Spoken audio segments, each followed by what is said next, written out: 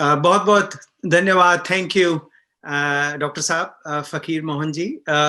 और मैं सबको धन्यवाद देना चाहता हूँ, प्रोफेसर पाढ़ी साहब, professor Biswajit Das ji, professor Vinod Pavarala ji, professor Sonal Pandya ji, doctor Ambarish Saxena ji, and आपको डॉक्टर फकीर मोहन नाहक जी. So, and I was really happy that Dr. Pavrala talked about and also Dr. Vishwas talked about the modernist approach and modernist paradigm and dominant paradigm of communication. And it seems as if we think that it is history, but it is not. As Dr. Pavrala was saying, that it is still very dominant. We still believe in quantitative methods. We still believe in top-down communication.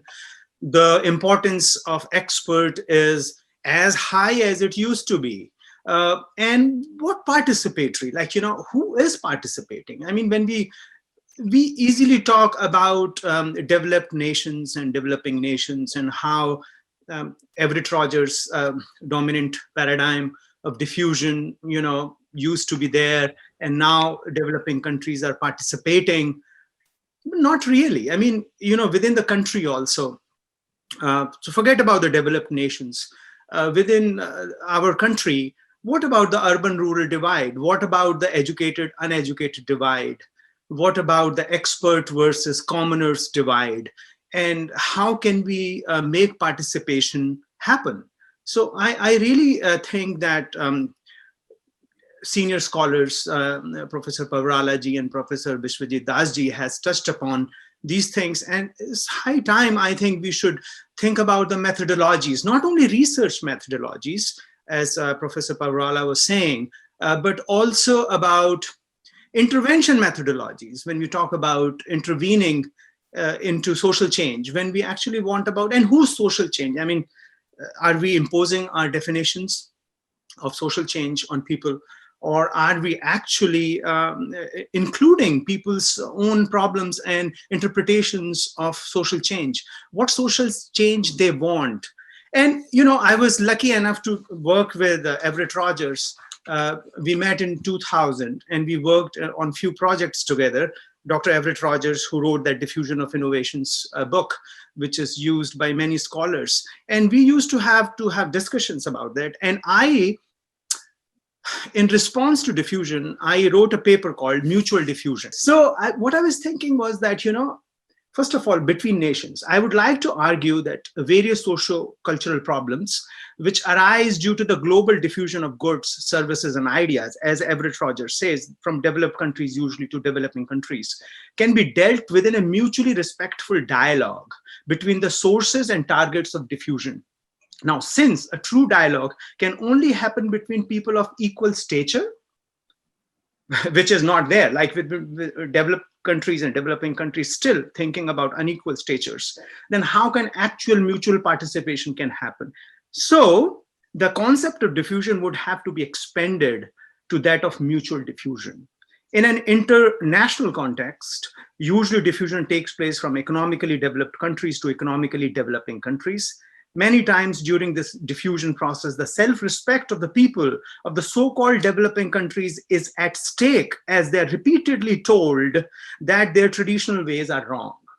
So the thing is that unless we take into account the traditional wisdom of people from developing countries, and within developing countries, usually the experts are from urban areas.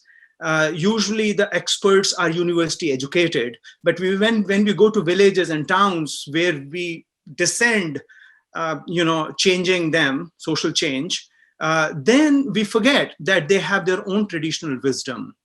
And also, the notions like women's empowerment and, notions which are very liberal democratic Western concepts, that an individual man or an individual woman and women's empowerment, without being critical, we try to impose those ideals on our traditional societies. And many times we do not take into account what the problems are. So I have been lucky, of course I worked with Ev Rogers, but then after that, I was lucky enough to work with Johns Hopkins University and organize 10,000 performances in Uttar Pradesh from 1999 to 2003, and then with the United Nations in Bihar from 2007 to 2008. And now I want to come to the methodology that Vinod Sir was talking about, that what could be the methodology of participatory communication, of social change? How can we do this? The only way is, which is there, as you said, Dr. Pavarala, is rhetorically, is very much present, that we should respect the voices of local people. But how to respect that? I would talk in these 4 minutes or 3 minutes. I would like to give you, as per my a limited knowledge as a folk artist, I would like to propose a methodology. The methodology of communication should be, which we are rich in, which we should not borrow from the West. The methodology is our own cultural performances and way of thinking. So, being a Nautanki artist, I tried to experiment with this. So I said to Johns Hopkins University, that was trying to promote women's empowerment, again, women's empowerment. There is always an agenda from the West when the grants come, but the women's empowerment in Uttar Pradesh. And I said, let's make a Nautanki about it. Okay, so let's write a Nautanki about it. So we went to Sangeet Natak Academy and we recruited around 150 troops that were starving now. I mean, because the Nautanki is in decline. So we thought that we can also help our artists and also maybe create some Nautankis about women's empowerment.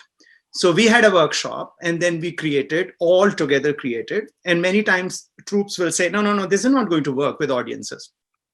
Then we will change that, right? Of course, there was a fine balance from the funding agency. Now Johns Hopkins is working on one side and Nautanki artists are working on the other side. And both of them are, now the Johns Hopkins would say, no, there's not enough message in it. I said, don't talk like Doordarshan, please, let's talk about a message a little later, right? And then let's talk about the script, whether it's believable or not. So Nautanki artists and Johns Hopkins people, we created these scripts together, and then we performed in villages. And it worked. And when I'm saying it worked, I'm not saying that people adopted the messages blindly as if they're like babies, who are like 3 or 4 years old. No, they have traditional wisdom of hundreds of years. Of course, it comes with some drawbacks, but it's also come with some positive thinking. So I said it worked. Why? Because many of the audience members rejected the messages. Okay. Now, because if participatory communication has to work, the messages should have equal potential of being accepted as well as being rejected. Otherwise, real communication is not happening.